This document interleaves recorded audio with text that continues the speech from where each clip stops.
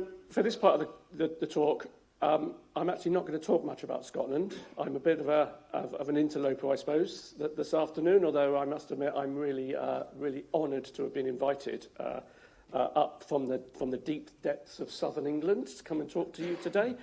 And what's been really interesting for me as well, and I'll touch on in during the talk, is that a great deal of the issues and the things that have been discussed this morning, although they might take a slightly different manifestation, the fundamental issues, as you would imagine, are the same whether we were in England or whether we were in Wales as well as in Scotland.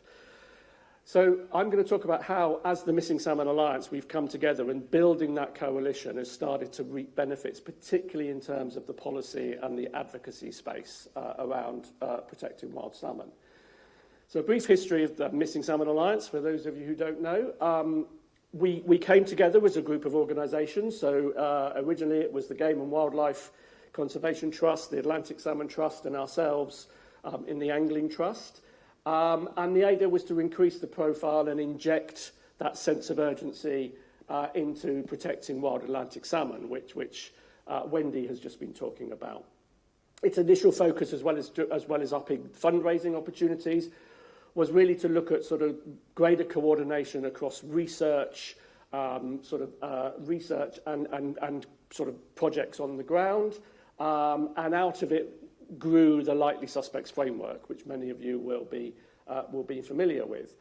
And in a way, you could argue that the advocacy and policy bits sort of lagged somewhat as that evidence and that data was gathered together, and was a little bit slower to sort of start to move forward. But it is now really picking up pace and starting to drive some agendas. And that was really boosted by two things. The first was that Alan has already mentioned earlier, which was when Fisheries Management Scotland and indeed the Rivers Trust joined the Missing Salmon Alliance. And that gave us a real boost in terms of particularly in terms of our advocacy capacity. And then also the appearance of Salmon School at COP26 and not COP16, COP26 in Glasgow. So that really started to give us a boost. And increasingly as well, although Fish Legal have always been a member as a sister organisation of the Angling Trust, getting Fish Legal more and more embedded into our work so that we can complement where we need to, the sort of policy advocacy and the legal work together through joint objectives and joint pushes is going to be a valuable area to do it. And what's interesting is now the coalition of members of the Missing Salmon Alliance, we really do cover all of those aspects of pressures that we've been discussing this morning. And that's literally from the headwaters right out into the marine environment. So I won't go through all of these, but if you look at if you look in the freshwater space, you'll obviously know all of these pressures, so I won't cover them. But it's that ability as well to share information and share intelligence and use it to use a terrible political phrase, use it to sort of try and level up a lot of this policy and advocacy, that it's really powerful. So we've talked about water quality this morning through the electoral fishery programme, but the Angling Trust and the Rivers Trust bring in a lot of water quality work. The Angling Trust, for example, we have a thing called the Water Quality Monitoring Network, which is a citizen science programme. We've got over 650 anglers regularly monitoring their rivers and providing that data, initially to fill the gap that the Environment Agency had left when they basically stopped monitoring our rivers. Now, as a complementary activity, as they're turning that activity on. Obstruction and flooding is another area that we've been working on. Barriers, which have been mentioned. Predation is an interesting area, and it was interesting to hear Roger's question this morning to Maria. I was only last week sitting with Mark Spencer, the UK Agriculture Minister in Westminster, having exactly the same conversation and making exactly the same points about the difference between that tension between conservation priorities and how you manage that tension. And using, as an example, the example from Wales and NRW, where they've developed a fish-eating birds strategy, and they're now carrying out a pilot of greater management of fish-eating birds on the River Usk as a pilot. And that ability to sort of share that information and intelligence is where the strength of the Missing Salmon Alliance is starting to come in. So we're doing a lot in the freshwater space, but also in addition, a lot in the marine space. So I know you've talked about fisheries management plans here in rivers and that. Fisheries management plans in the English context are management of inshore commercial fisheries. Now, historically, salmon weren't really featured. They're not in a fisheries management plan because they're not a commercially exploited feature, but part of our work has been able to include them as an important aspect of bycatch management within some of the English fisheries management plans, particularly within the bass fisheries management plan. And that ability to start getting Cefas and DEFRA to start focusing on what are the bycatch impacts of the bass fishery in England for salmon and sea trout, using the work and the evidence that the SAMARCH programme has started to turn up to help make those sorts of arguments. And then we're doing other areas around marine planning, renewables and nuclear. It was interesting to hear about the pumped hydro. What you're seeing here is a picture of Hinkley Point C nuclear power station, which is being built down on the Bristol Channel. The saltwater cooling intake for that has been built out. The tunnel for it is big enough to drive 2 double-decker buses through. It is now sitting right in the middle of the Bristol Channel. And EDF, the builders and operators of Hinkley Point C, are now desperately trying to revisit the planning and what's called the development consent orders to remove key aspects of fish protection from this thing. Now, Hinkley Point B, its predecessor, was already killing a skipload of fish a week. Hinkley Point C is 5 or 6 times bigger.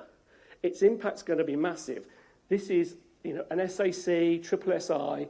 You've got salmon, you've got sea trout, you've also got eel, you've got thwaite shad, all transiting and migrating through this area. And this is going to have a huge impact. So those challenges, they might be a different technology, but those challenges of the impacts on salmon are the same and common and how we're using them. So there's a whole area where we're able to share information and do that. So that's the sort of area. Where we've had, I suppose, the challenges is while we've been building these blocks, building this cooperation and this information sharing, we're also aware, of course, that environmental management and salmon management is a devolved responsibility. Now, that, again, is both a disadvantage but also an advantage to us because we're able to take best practice in one place and try and bring that into policy and management in another place. So the salmon strategy you've got here in Scotland, we will be using elements of that in the way out of date, far too slow, far too long process that the Environment Agency are going through in renewing their 5-point approach for salmon management, which has largely failed and needs a big refresh and a big reboot. So, it's that ability to bring that across. Also in England and Wales, we've been able to build, and Wendy mentioned it about the importance of coalitions and the way now that Missing Salmon Alliance members are able to work in coalitions within England, so through Blueprint for Water Coalition, which is looking at a whole range of different issues, but also the catchment-based management approach, and particularly through management of the lowland chalk streams, of which certainly the ones in Hampshire still have a run of genetically distinct salmon in them. So that ability, as well as the work that's happening here in Scotland, which you all know about. And I suppose what the Missing Salmon Alliance has really enabled us to do, and particularly in England, where it's a much, much more mixed picture, is bring through that much clearer focus on wild Atlantic salmon within that whole policy and advocacy agenda. And to be frank, in what is often, in conservation terms, quite a competitive environment as to which species should be getting priorities within the broader conservation landscape by both the NGO world, but also by the regulators. So this is enabling us to do that and to have a greater impact on it. But just to finish up, looking forward, what's the big opportunity, I think, for the Missing Salmon Alliance?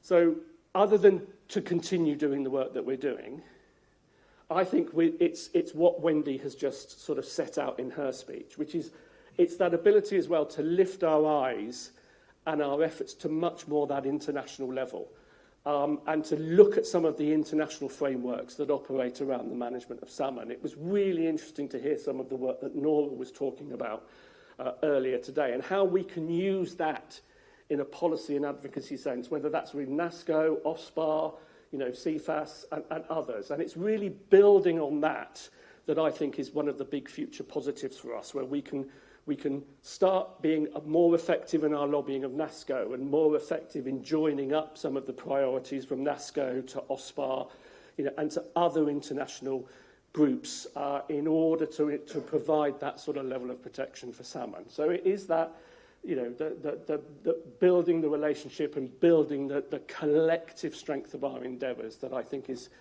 the future, and where our advocacy is really going to start to deliver results. And I think that's it.